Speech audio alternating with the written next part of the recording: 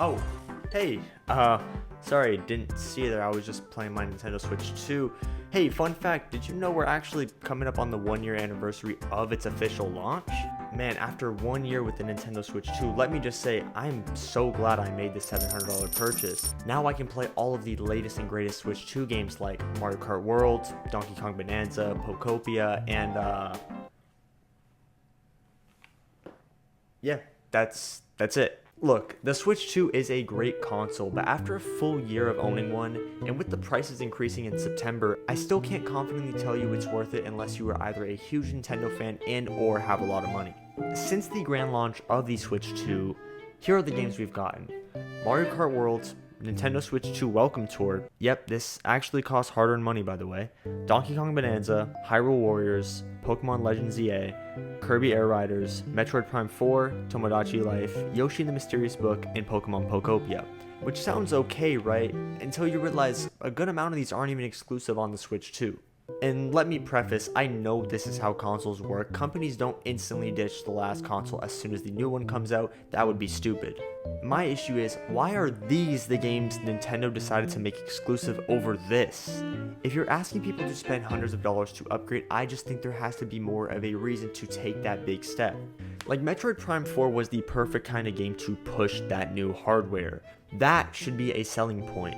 And I've heard that it runs pretty well on the first Switch, but sometimes I can't help but think to myself how much they might have had to hold back to make it more compatible on older hardware. And even my friend argued it to me that it was announced for the Switch, so obviously it should have released on there, to which I'd say, I don't think anyone expected it to take 9 years to actually come out.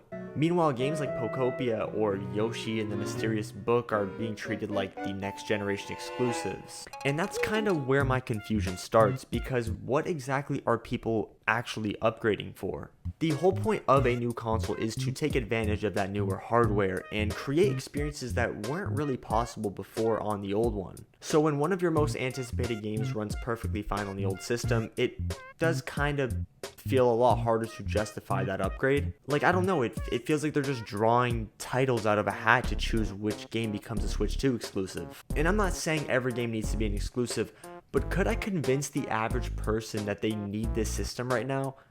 I don't think so, no. And that's not because it's a bad system. Nintendo just hasn't really give most people a super compelling reason to take that next step yet. Now, I already know what could be said in response. Hey, idiot, dumbass, loser. I don't know what else. The Switch 2 is already selling extremely well, to which I'd say, yeah, that's fair. It's not failing at all. I mean, at the end of the day, it's Nintendo. It's gonna do well. A good question to ask, though, is are people buying it because of what is currently released, or is it because of what they believe Nintendo will release in the future? And that is a whole other thing right now. Because if we're being honest, I think most people bought this console with the expectation that Nintendo was sitting on something big. A new 3D Mario, a new Zelda game, maybe Animal Crossing, Smash. The problem is that 1 year later, we're still guessing. Nintendo has been pretty radio silent on what's to come next. And that April to June timeframe is historically, that period of the year where we get a direct or some sort of big announcement. The last true direct was in September, and since then I think we got maybe a partner showcase or a Pokemon Presents thingy. And honestly, I haven't been too worried. Every week I just assumed, okay, next week, within the next 2 weeks, we're gonna get a direct announcement, surely. But then Splatoon Raiders gets a release date reveal trailer, which threw me off because obviously a direct is bound to get announced any week now. I don't know why they wouldn't just save it. Then a few weeks later, Nintendo just randomly decides that 5 p.m. on a Wednesday is like the perfect time to announce a Star Fox remake. I've had so many questions. The Star Fox Direct wasn't even live, they just put it out. Like, okay, we just got two pretty big announcements come out at very random times, and they were practically radio silent when it came to Zelda's 40th anniversary, and nothing about a Nintendo Direct coming? Like, those two announcements would have been way better to see in a Direct. Instead, they're just appearing out of nowhere like Nintendo accidentally hit post on them. Nobody knows what's happening right now. There are rumors flying around left and right, and I think that the longer we wait, the higher the bar becomes. People are only starting to expect more and more as time goes by. Of course, for my Fire Emblem people, we got Fortune's Weave that got announced in September, so that should be coming out shortly. Even Pokemon Winds and Waves. None of them have exact release dates yet, but sooner than later, of course. The question now is, what games are we yet to see that are system sellers? I mean, for starters, a new 3D Mario needs to happen. We're nearing a decade now, and while we did get Bonanza from the Odyssey team, that was like its whole other thing. We've been waiting for a 3D Donkey Kong game. Where Mario at? Where Mario at?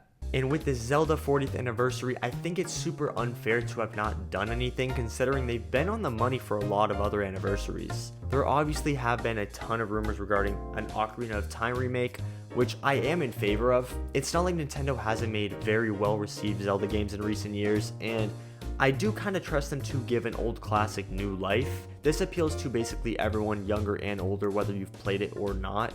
I've also never really been against remakes as long as they remain faithful to the original while also reiterating some more modern elements. The port is always available too, so realistically in this scenario no one's getting hurt here. Of course I just made an entire video about this, but Nintendo knows exactly how valuable Smash is. The second a new Smash game gets announced, the Switch 2s are flying off the shelves. Everyone's gonna buy a Switch. Animal Crossing has to be imminent too, of course. Like, you hear the games I'm mentioning right now, Nintendo has a crazy catalog, and I do think that eventually the Switch 2's lineup will be stacked. My point is, I just don't think it's an instant cop at the moment for most people. You shouldn't have to gamble buying a console because you have that gut feeling or intuition that new games are on the way. If you are super confident and you want to get it before the price increases, go for it. Otherwise, just hold off for now and wait for this next direct before you make that big purchase. But I mean, we've been waiting so long, the games have got to be coming soon, otherwise the Switch 2 will literally never outlive the first one. But I mean, yeah, at the end of the day, fingers crossed, like and subscribe, I love you guys, peace.